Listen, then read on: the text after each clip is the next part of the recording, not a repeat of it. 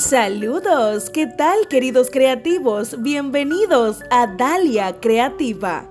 Estoy muy emocionada de compartirles este hermoso video de una flor peonía, o mejor conocida, la rosa sin espinas por sus abundantes pétalos, hecha con una técnica muy fácil con tan solo 26 piezas. Es muy fácil de hacer. Quédate. Te enseño paso a paso. Muchas gracias por tu apoyo. Ver mis videos, comentar, darle like, aprender y suscribirte. Quédate hasta el final.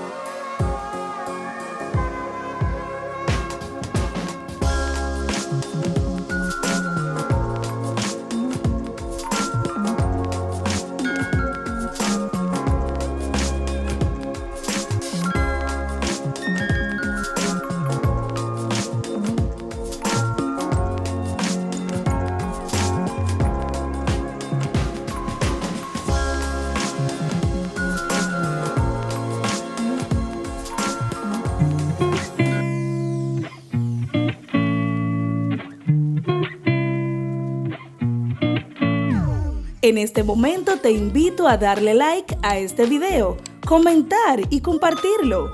Tu apoyo es muy importante para seguir creciendo. Gracias.